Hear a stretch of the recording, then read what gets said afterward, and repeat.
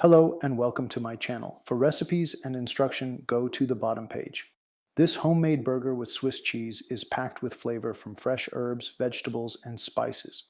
A juicy ground beef patty is topped with Swiss cheese, served on a toasted bun with lettuce, onion, and your favorite condiments. Perfect for a weekend cookout or a quick weeknight meal. Instructions: 1. Prepare the spices. Using a mortar and pestle or spice grinder, crush the sea salt, mustard seeds, pink peppercorns, and black peppercorns. Set aside. 2. Make the burger mix. In a stainless steel bowl, combine ground beef, diced celery, carrots, shallot, rosemary, sage, egg, breadcrumbs, and the prepared spice mix.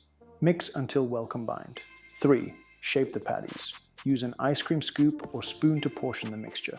Roll into bowls, then press down gently to form flat patties. 4. Cook the patties. Heat a skillet over medium-low heat with a drizzle of olive oil. Cook patties for about 7 minutes per side until golden brown and crisp. 5. Melt the cheese. Transfer cooked patties to a parchment-lined baking sheet.